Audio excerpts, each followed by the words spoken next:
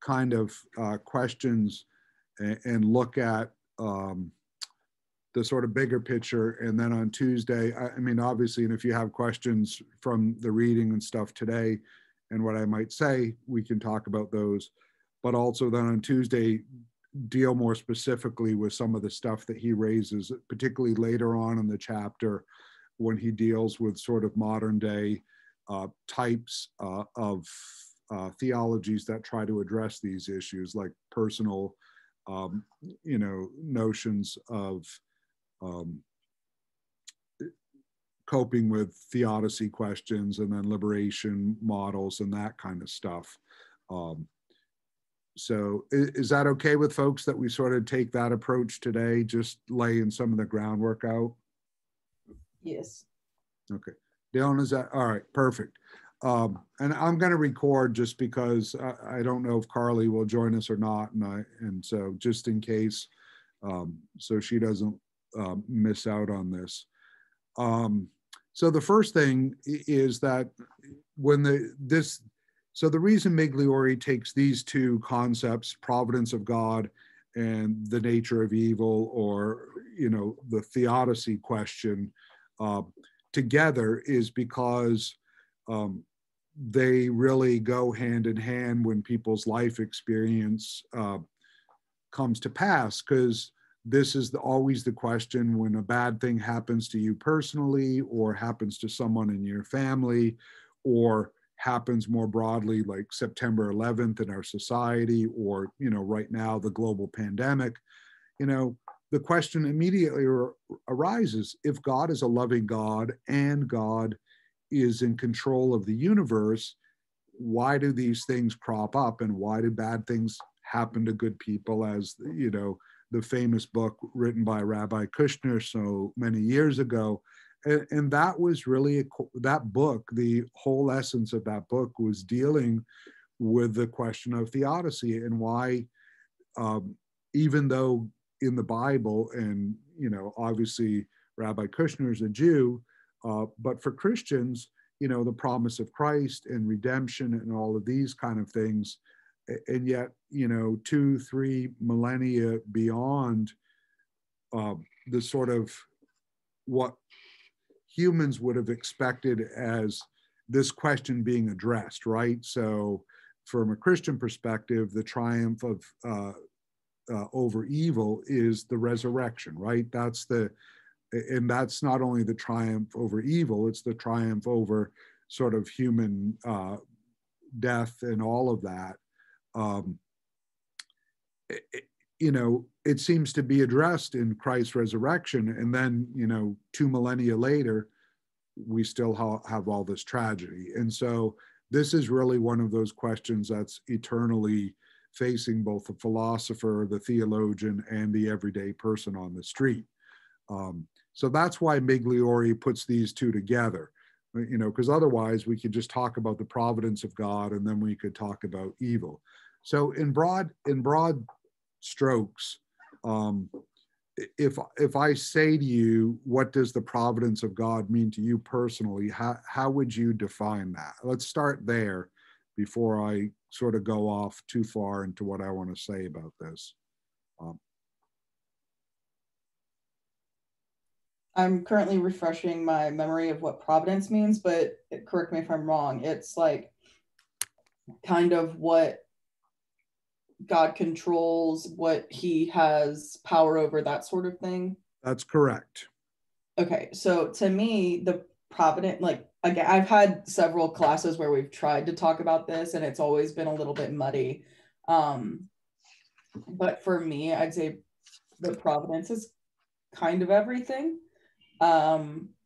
Whether it's a choice for God to intercede, or a person kind of asking for God to intercede. I'm more along the lines of whatever part that was, where it was like the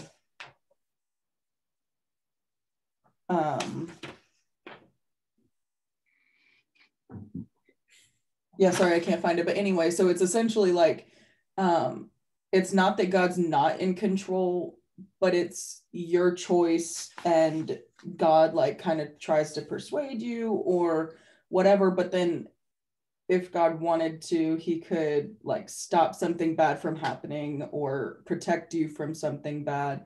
Um, excuse me, or still bless you through something bad. And then at the same time, um, like you're still a human being. Generally speaking, humans are dumb and not good at life and not good at doing good things. Right. So in terms of that, like a lot of it is what we brought on ourselves, but not to the degree of like punishment, like what we've been talking about in Hebrew prophets. Like, I don't think necessarily it's punishing and chastisement. I think it's more of just us doing it to ourselves. And then if we need God, like a lot of times we just kind of talk to him. Okay. I don't know how to explain it. Everything that I just said was beating around the bush, but Okay. to sum up, he's in charge of everything. All right, Dylan.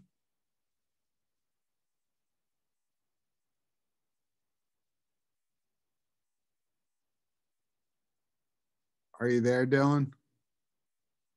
Grandma. Yeah, I'm here. Grandma. All right. Grandma. Yeah.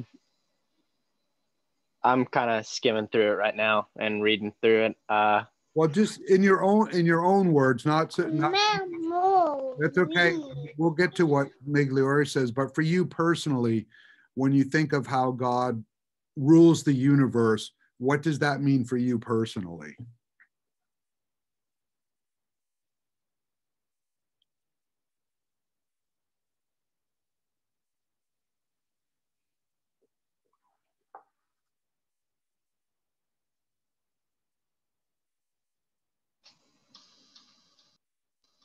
Like that he like has control over everything and yeah, like Except for small children. Yeah. Okay. All right.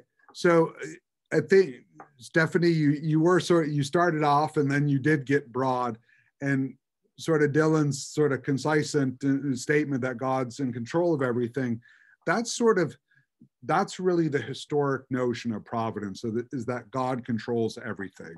And that's not, I mean, Migliore talks about that at the beginning, but also throughout the whole discussion that he has in this chapter, he's always moving towards where Stephanie's at, in that each of the positions he presents, every criticism of the position seems to be someone hedging their bets around the basic fundamental question of God being in control of everything. So Stephanie, you're sort of beating around the bush is really where all theologians end up. So that's not it's more of like trying to include everything or address everything at once. So like I guess I was like kind of trying to make an argument of why I thought one thing, but then that would introduce another thing and right. Just kind of the chain reaction. But like in my head, I want to say that God controls everything, but like in church, in life, in whatever, like it's like, okay, but it's a little bit more specific or a little bit different than just God controls everything, you know? Yeah. And so classic theology and the sort of problem, you know, going all the way back to the Hebrews. So this really predates anything that, you know, the Christian narrative came up with, because you go back to the creation story, and this is part of the challenge.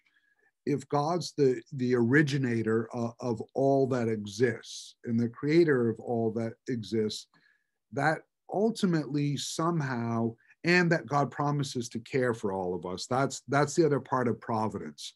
It's not simply that God's in charge, like a king or a queen or something like that. It's also that God promises to care for us. So that's the second part of providence. And if you are at that point, you get to the ultimate question is, well, where does evil come from? If God is good, which is what we make the claim, and in both Jews and Christians and Muslims, the three Abrahamic faith traditions, all make the claim that God is good. If God is good and promises to care for us and is the originator of everything in the universe, then evil must originate from God as well. That's the classic sort of formulation of providence. So on the one hand, it's the notion of goodness, it's the one hand of care, and on the other hand, if God's the originator, then evil must arise from God as well, which directly contradicts goodness and care, right? I mean, that's the problem. And so, and Migliore touches on that, but he doesn't really go that far back. So go ahead, Stephanie. So I have several, like, I guess, comments or questions or whatever. Sure. Growing up, or not really growing up, but in that home church that I had, they said that evil and bad things that happened on earth was because Satan had dominion essentially over the earth, and that like this was part of the prophecy so that when God comes back, like he can reclaim earth and kill Satan and all of this other stuff. But again, I have no idea if that's actually like a correct, not really assumption, but speculation or idea. I have no idea. We talked about it the other day that like I don't think he actually has a degree or anything, so I don't know if it's him just kind of tossing something up and hoping it catches something else. But like another thing that you said was like, how would you explain like Satan in terms of God, I guess? So like, yes, God, or maybe honestly, maybe even in terms of the divine council, which I'm still assuming God created if God was the originator. But if Satan was a part of that divine council, oh, okay, so I just made it saucy. Okay, so if Satan was part of the divine council and we were made in the image of them, as in not the Trinity, but the divine assembly, and Satan was one of them, that's why we're messed up, but that's totally fine. Okay. And then the other question, or I guess comment, was like, if we can look at God and say that God is like, I think it's omniscient, right? Mm-hmm. Okay, so if he's omniscient, then why, like, in terms of the Hebrew prophets and everything that happened to Israel and Judah and like all these other places, because they messed up and therefore God punished them, like, how is that evil, or is that just them deserving it, or is the punishment not considered evil because it's coming from God, or what? And bringing another religion into it, in terms of Islam and 9/11 specifically, they used God as their reasoning for it. And a lot of times with terrorist attacks specifically that are based in religion, they say that it was God or whatever God they believe in, but they say that it was this calling or this commandment from God in their holy book or whatever the case. And to them, like in terms of the tradition that they follow, that's them being protected, that's them having care, that's them being under God. But for the people that are outside of God, it's not evil, I guess. It's not seen as evil, or they especially don't see what they're doing as evil. It's more of cleaning, it's more of doing God's will, it's doing all these things, even though everyone else interprets it as evil and like, what the heck, bro, like, you know. Yeah. I think it can kind of get into relativism to a degree. So like, this person was right in their own way, even if I don't agree with it, sort of thing. Mm-hmm. But again, it's all very muddy. Okay. So let's tackle the first thing. So the first thing is that Satan would not have been part of the divine council, okay? Or that whatever that notion is of a divine council and being created in their image, okay? Because Satan is a fallen angel, okay? But would he have been at that time? So Satan, so at the origin, there were no angels either, because the angels were created beings as well. Now, presumably they were created before humans, okay? Mhm.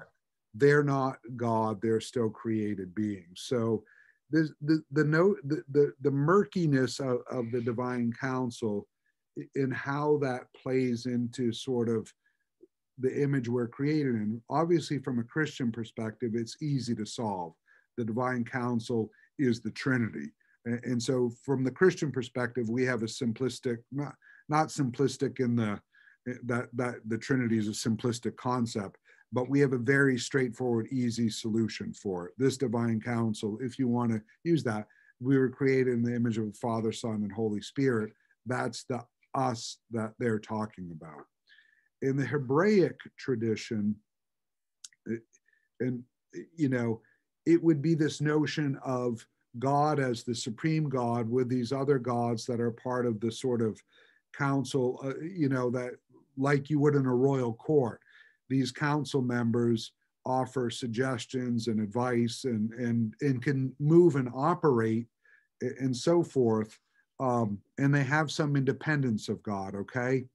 And so in that sense, they're not the originators of the universe, so they would still, all things would still have been created by God in a strict monotheistic notion. But these beings are similar to God and different from angels and different from human beings, okay? So that's why I say Satan wouldn't have been part of that, because Satan was clearly a fallen angel, and therefore Satan is a created being. And the theological position of how Satan, what happened is basically Satan rebelled against God and chose to exert free will. So angels, like human beings, have free will. So that would be the first sort of parsing out there of it.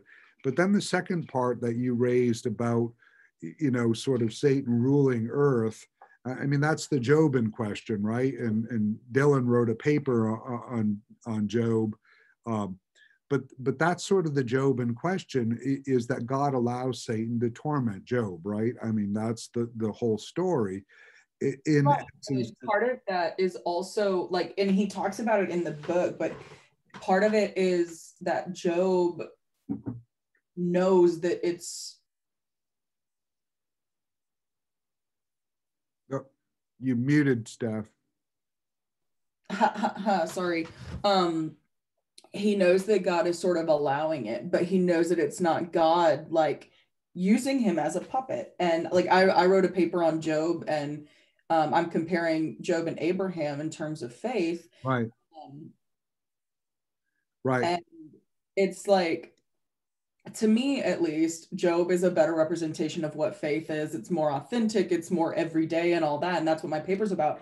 But in terms of that, you watch Satan torment Job, you watch Job literally like shave his head, grieve, do all these things. Yeah. And that's how the world now works. Like, you watch people that do good, you watch other Christians who are like the most devout, most amazing people on earth that you could ever even hope to be like, go through cancer, they go through like their house being burned to the ground and all these other things. Right. And they're still sitting there with the audacity to say that like God is good. Mm-hmm. But in terms of that, like, again, Job in his faith knew that he wasn't being harmed by God. It was more of Satan, again, having dominion over earth. Right. And God kind of stepping back and being like, I know that Job is okay. You can do this. Well, sort of. your statement there, God stepping back, this is what I wanted to address with the second part of your question about right. Satan sort of having dominion over the earth. This is the notion. And so it's partially, it also plays a role in free will, okay? And it also plays a role in that we're not puppets, okay? Traditional Christian theology, and even most theologians today, from whatever perspective, this isn't really based on in sort of a liberal theological position or a conservative one or whatever. There's a notion of God's self-limiting nature, okay? And this addresses part of the problem with the notion of providence. And Migliore, I'm surprised, doesn't actually really talk about it. He does it in sort of an obtuse way. He talks about it. But the notion of a self-limiting God is the idea that God has the power to stop or prevent anything under the sun. And so could presumably, if you were heading into an intersection, and because God is omniscient, God presumably sees that another car is barreling through there and isn't going to stop at the red light and hit you. God could prevent that from happening, but God chooses to self-limit. And the rationale behind the self-limited God is, one, to allow for free will to be truly free. So that's the first part of it. But the second part of it plays into the nature of evil, both natural evil, so volcanoes, earthquakes, hurricanes, all that kind of stuff, disease, everything that falls mostly under the realm of natural evil. A self-limiting God allows for those sort of events to take place. And the only place that Migliore sort of touches on it, although he doesn't directly talk about it, is he says that created beings have a defined lifespan. We're born and we die. And within that, there's suffering. And so that's sort of a recognition that God is self-limiting. So I think that's why, if you will, you make the argument that Satan has control over the earth at some level, or at least evil has a presence and place in the earth. It's because of God's self-limiting nature. And we see this most clearly for Christians in the cross, because God certainly could have, one, stopped himself from being executed by the Romans. The classic question of the agnostic/atheist, if God is really so powerful, why didn't he just jump off the cross, right? I mean, again, presumably an omniscient and omnipotent, all-powerful God could have just jumped off the cross at any moment. But God chooses to sacrifice, to not only to show us the power of suffering, but also, more importantly, to show us the power of resurrection. If God would have jumped off the cross, that whole story would have had no power anymore, and death wouldn't have been overcome in that way. So, that's the other part of the question. And then I think the other thing that you're raising there, Stephanie, is, and this gets to us as human beings, because of free will and God not being a puppet master, we always have the choice to decide for good.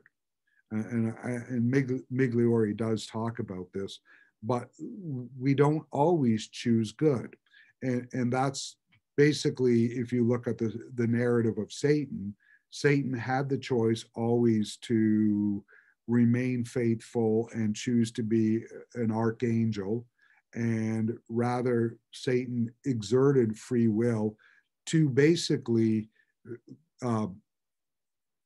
go against God's purpose, and so he fell, and that entered into sort of the world, this dimension of sort of evil as a sort of force in the world.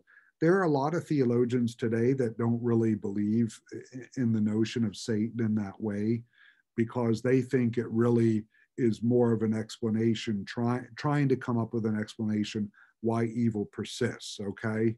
I know that, your house church folks wouldn't be very comfortable with that, but you know, a lot of theologians would argue that that sort of narrative and story is really one that was an effort by human beings to sort of grapple with the fact that evil persists, even in light of the fact that God is good and all caring. Right. The way that they presented it was essentially like when Satan fell, that was like kind of Satan winning over, not winning over God, but like he was essentially trying to be God. God said, okay, fine, go be God over earth.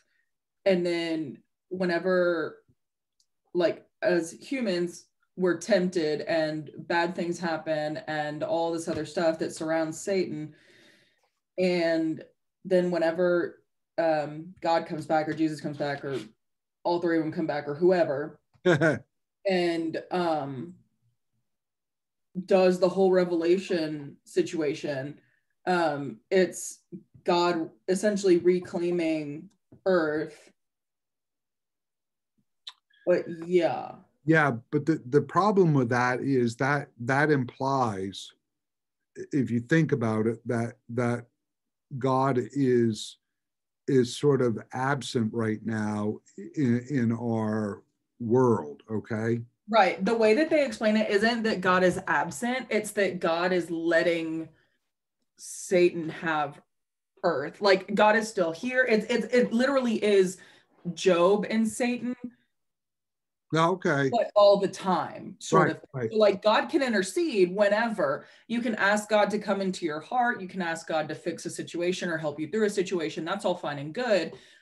But in terms of the amount that we're tempted, in terms of the amount of bull that goes on in the world, it's like it's Satan is in charge of that. Excuse me. And then if God is invited to intercede, then he will. That sort of thing. But it's like it has to be our choice to like let God in, essentially. Yeah, but you notice that is in a way one of the theological, and we'll talk about this on Tuesday. That is sort of one of the theological positions. You know, it's not framed quite the way you're presenting it, but that is sort of a modern sort of view. It's the personalistic sort of notion of, you know, us inviting God to intercede on our behalf or on other people's behalf. The problem with that, I mean, and not that there, you know, there are lots of people that actually hold that similar kind of belief. The problem with it is that goes beyond sort of the notion of a self-limiting God to a point to God as sort of remains in a transcendent relationship with us until we ask God to come back, you know, and be with us personally or be with our family or whatever.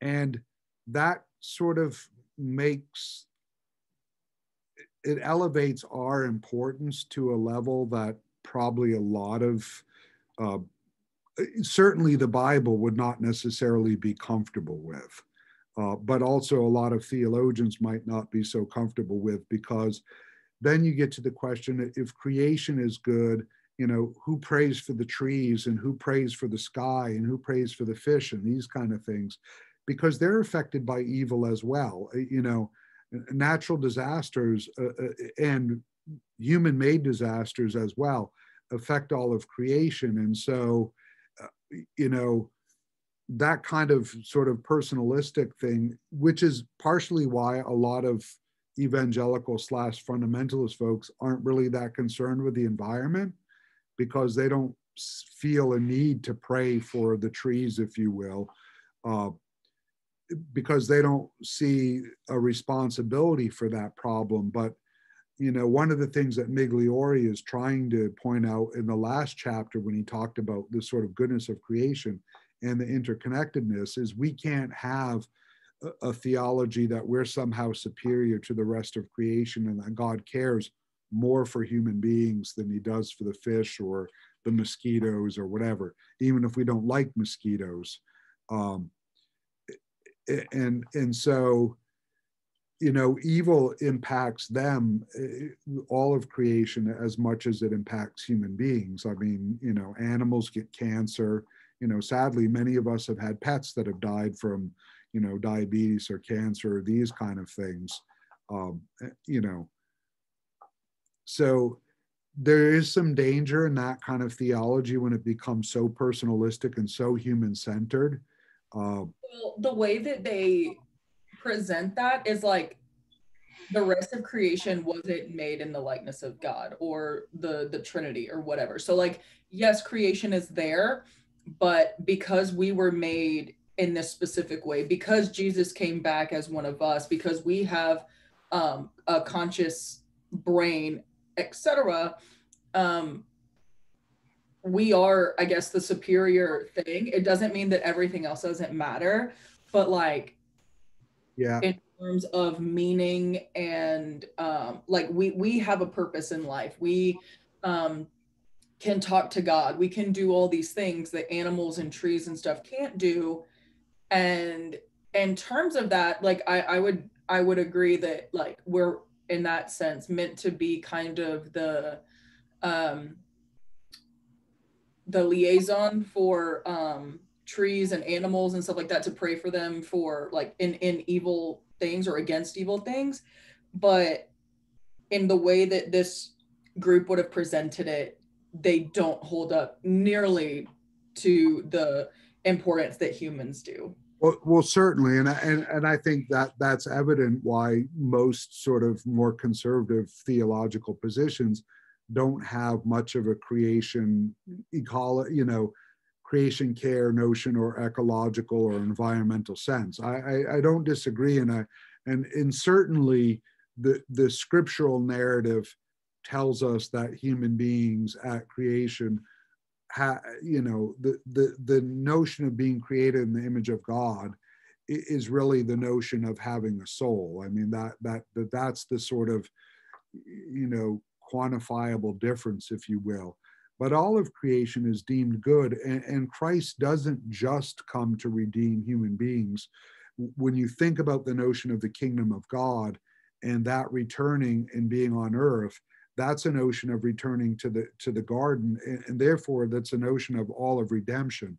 So part of the problem is, and I think this again speaks to what you're raising up, is folks that hold that theological position that you're sharing would say that that's when creation will be redeemed, so we don't need to worry about it.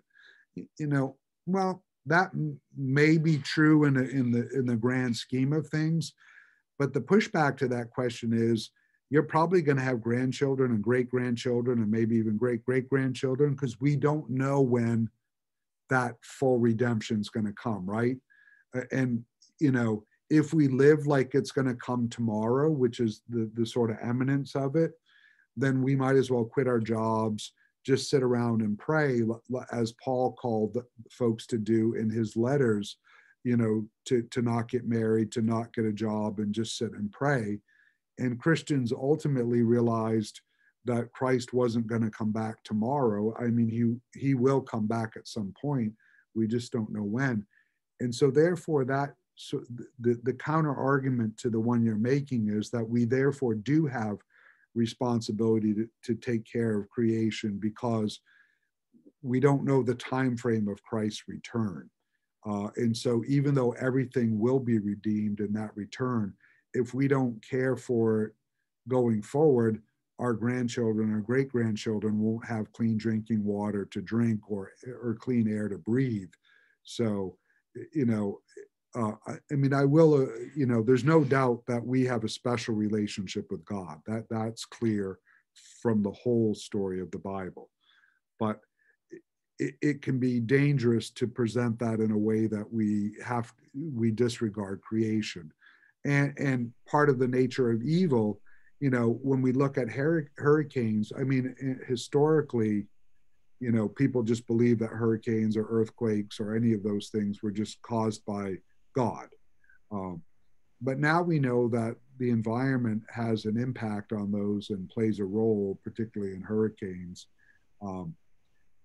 And so we do have we have the capacity And Migliore talks about this at the end when he's talking about Calvin, because Calvin can sort of devolve into fatalism, but Calvin's correction to sort of fatalism is that if you can create medicine which will prevent the spread of, a virus, for example, then you should do that. And this is sort of the argument against like the Jehovah Witness, who don't believe in blood transfusions or, extraordinary medical care and these kind of things, or Christian scientists that believe in just the power of prayer and these kind of things to heal people.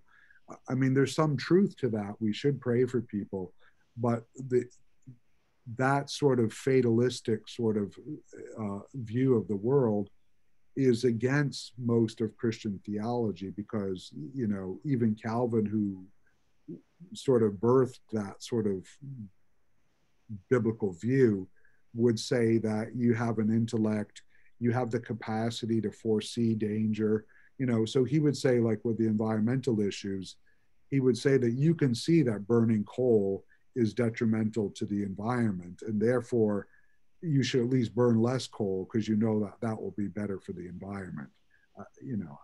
That would be an example. Do you want to say something, Stephanie?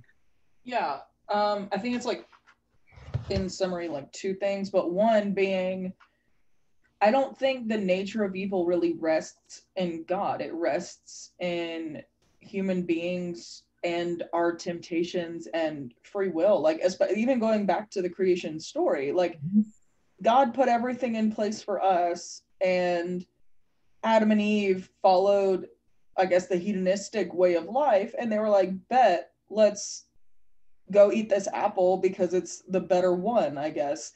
And in doing that, like, granted, it set us all up for failure, but even more than that, in terms of the environment, it's humans. People are developing things, and we're going places and wasteful and all these other like things that are literally killing our earth.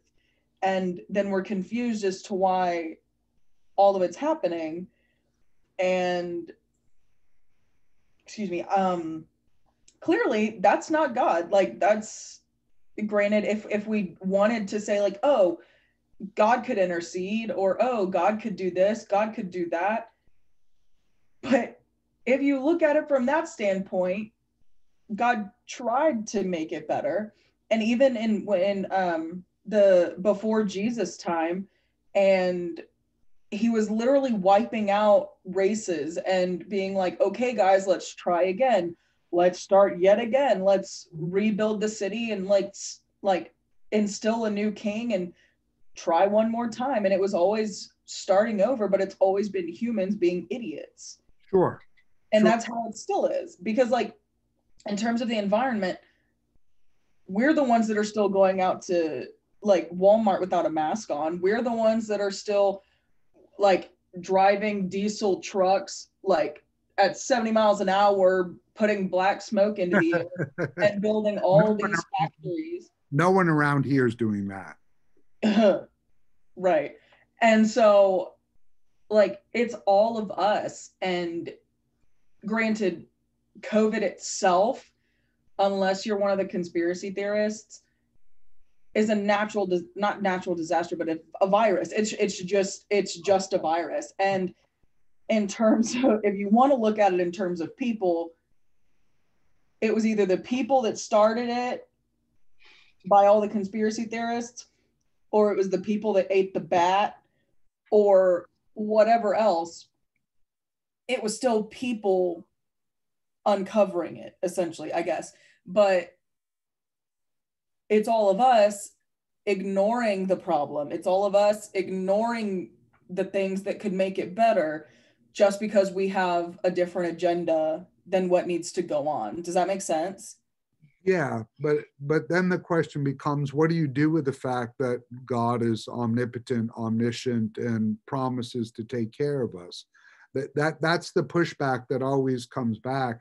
In the classic example from the 20th century, as Migliore points out time and again, is the Holocaust. And this is why a lot of people really, not only Jews, but a lot of people became atheists in the light of the Holocaust, because they couldn't reconcile the notion of a good God, a loving God, a God of compassion, in the genocide of 6 million people, simply to further someone's agenda of a superhuman race. I mean, they couldn't reconcile that, and so I think that. Go ahead. I think that with like even with the Holocaust, and I hope that nothing I say in the next however long says that it was okay, because I don't think that it was. But in terms of the Holocaust, like if God would have come down and like did a theophany moment or whatever, like that, like I don't know. It's not that he has limits in that sense, but it's like that time for God isn't here yet, because that would have been like a revelation situation, right? But like if you want to take it that far, what happened with both world wars? What happened with the tsunami and like all this other stuff? It's not that God wasn't there. It's just like, especially with the Holocaust, that was Hitler. Granted, God could have killed Hitler. Like he could have just killed him at the beginning and not let all these people die, but he also could have killed Trump. He also could have killed the Chinese ambassador, leader, prime minister, whoever. Mao, yeah, that one. And Pol Pot, Stalin, right? But yeah, or like made the person who ate the bat not eat the bat, or whatever the case. There are so many situations where someone does something really stupid because they're ignoring it or because they interpreted something wrong. And that's what creates all this problem. In terms of the Holocaust, there were people who escaped. There were people who literally went through all of the motions and still came out alive. Granted, I'm not saying that 6 million people should have died or that God couldn't have stopped it. But in terms of problems, especially in my own life, I can still see God working and blessing me through several issues or through things where I'm actively living in sin or actively ignoring the things that I shouldn't be ignoring and stuff like that. Like you can still see God moving in either your life or in someone else's, even without all that. Again, I don't think it's a situation where he couldn't have stopped it, but I don't think that it's not that I don't think it would have made a difference, but I don't want to equate, and I don't think I could equate God to the Holocaust. Like again, that was people, you know? Yeah, but I think, yeah, so it's not so much it's the question of who did it, you know. I mean, so the sort of origination sort of question is one that, you know, everything emanates from God and therefore somehow evil emanates from God. That's sort of an origin question. And maybe the origin question is related to this notion of self-limiting. If God chose not to be self-limiting, then there wouldn't be evil. I mean, that's sort of the counterpoint, because if God wasn't self-limiting, there really wouldn't be evil. But then the question would become, you know, everything that was created would just, the purpose would just simply to be, you know, to be automatons for God. And that, yeah, it would be puppetry and we wouldn't have free will. right. Like we're free just as much as God is. And like one thing that he says in the book is that God suffers with us. Like, well, that's, you know, but that's a recent sort of understanding of God. I mean, historically, people were afraid to make the equation that God, and that's part of the radical nature of the Christian tradition, is, you know, the notion that God suffers with humanity really began to come forward in the Christian tradition, but not at the beginning, because people were concerned to say that God died on the cross, and they were afraid to say that God suffered on the cross. Uh, and so that's a more recent theological take on what happened. Recent, when I say that, in the last few hundred years, not recent in last week or something. But it's important for us to see that early theologians and early persons of faith, be they in the Abrahamic tradition, I mean, I would venture to say, for the most part, although I'm not an Islamic scholar, there would be very few Muslims that would be comfortable in saying that God suffers, because that for them implies a weakness in God that they don't see from the Quranic tradition and the writings. And I think Judaism eventually came to that recognition that God suffers.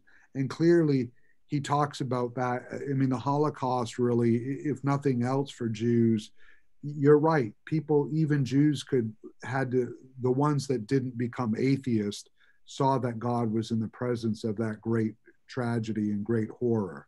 They did recognize that. And what they recognized was that God was suffering along with them. And that gave them strength and hope and courage. I mean, that's what Elie Wiesel really talks about in his book, Night. But that really is an advent of that experience. Christians began to come to that sooner than Jews did because of the cross. But really, there was a long history of believing that it was the human side of God that died on the cross and not the divine side. So it was Jesus that died and God was protected. And then the question became, if that's so, then how can God experience what we experience? And so over time, Christians began to see that if God is really in relationship with human beings, then God had to have died on the cross. God had to have suffered just like humans do, all of those kind of things, in order for that moment to be powerful and true for all of humanity. And so I think that notion of a suffering God is really much more recent. But it does address what you're talking about, because that is, as we'll discuss on Tuesday, this is sort of the movement of how we address the problems of evil today, because we see God as companioning us in those times of tragedy and giving us promise and hope. God isn't necessarily defeating them in the earthly moment, but will in the eternal moment. But God suffering along with us, provides comfort and solace. And so I do agree that is a direct response to the notion of evil in our society. Dylan, are you there, and do you have some insight and wisdom for us? Yeah, I'm here. I've just been listening to y'all talk. That's pretty deep. Yeah, well, I mean this that's an understatement. Yeah, for sure. But yeah, no, I don't have anything to add. Okay, Stephanie, did you want to say something before I called on Dylan? No, it's just, I don't know how to explain like anything that I'm trying to explain, which is also why it gets so muddy. And I think that's a problem that a lot of people have, because like in trying to talk about it, you open up new problems, and then in trying to address those problems, you just kind of keep putting yourself in the hole, and when you claw out, you just keep falling back down. So Yeah, and as you read this whole chapter, that really is Migliori's argument, and that's why he defaults, he lifts up Moltmann. You probably, if you haven't figured it out yet, Migliori really likes Jürgen Moltmann, and that's great. I like Moltmann too, but he lifted him up in the sort of story of the creation chapter. He's lifting him up here again as a way to address it. And he's talking about this notion of a Trinitarian sort of approach to dealing with this. But, go sort of bringing us back a little bit to what Migliore is trying to argue. And when he starts off, he's talking about Augustine and Calvin, and the two of them trying to address this problem, and that, they talk about the providence of God, and then the sort of, one of the ways Augustine addresses this, and if either of you, if you've never read the Confessions in the City of God, those probably are two of the greatest, like, Christian classic books of all time. Confessions is pretty short, so it's easy to deal with. The City of God is a tome. It's a big book, 700 or so pages. But in the Confessions, what Augustine is doing is he's talking about his own personal journey from being, a rabble rouser. If you don't know St. Augustine's story, I mean, he was raised in, he had a very educated life and a fairly affluent life. And as a young man, he was a philanderer and had a child out of wedlock, and which in, 300 and something AD in North Africa was certainly not, a normal thing and would have been frowned upon. And he was, out in a carousing with his buddies and that kind of stuff. And he talks about all of this in the Confessions, and how, he was a really bad person. A lot of people have problems with Augustine. I mean, he's called the saint, the theologian of love, and there's a lot of truth to that.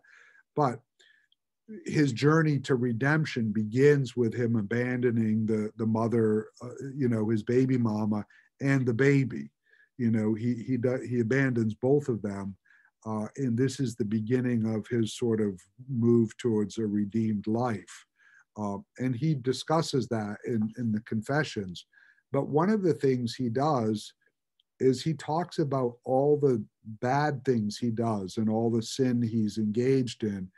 And when he's writing the Confessions, what he ultimately realizes is that God was present in every moment of his life, even when he was doing these philandering, partying, anything, cavorting, all the things that he discusses.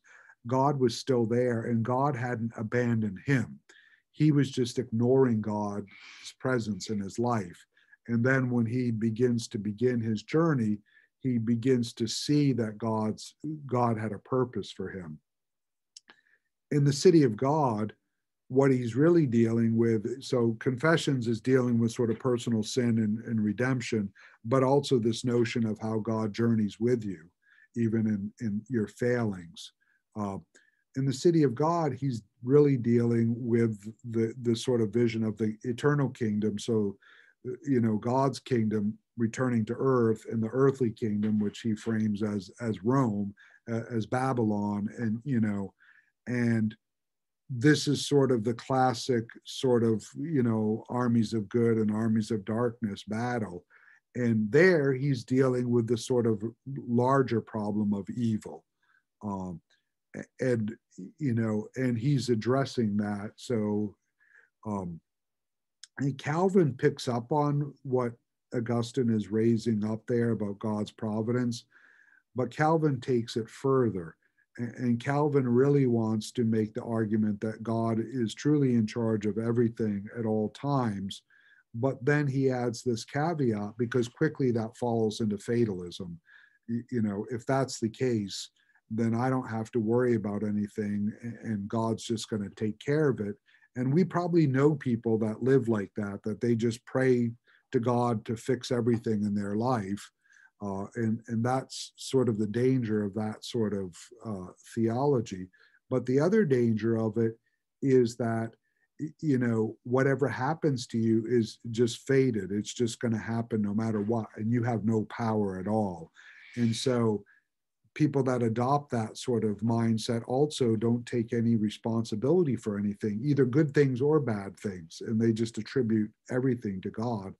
And that's why Calvin makes this point that, you know, if you can foresee bad things are going to come from the actions that you're engaged in, or you can foresee that bad things are on the horizon, even if they're not related to you personally, that you need to do the things in your power. So you do have responsibility. This is the free will question.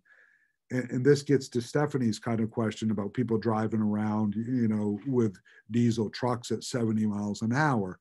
You know, you can probably foresee that that's going to have bad outcomes down the road, or, you know, just driving 70 miles an hour in a 25-mile-an-hour speed limit is probably going to have a bad outcome down the road, and that you have responsibility, and that's not God's fault.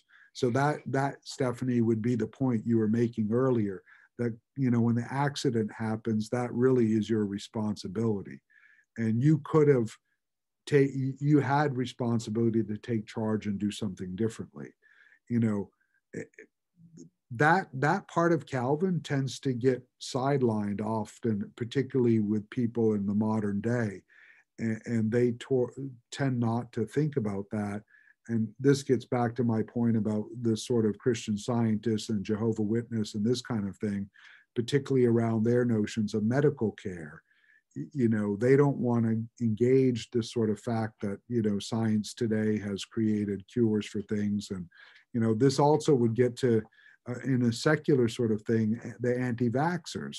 You know, Calvin would have great disdain for those folks because, you know, whether there's any scientific evidence or not that vaccines cause other problems. I mean, certainly we know sometimes vaccines do have bad side effects, but in larger sort of things, whether there's scientific evidence or not, Calvin would sort of dismiss that as a legitimate argument, because he would say that vaccines clearly have a positive effect and prevent people from getting sick or sicker. I mean, you know, like the flu vaccine doesn't necessarily stop you from getting the flu, but it makes you, if you do get it, generally you don't get it as severe.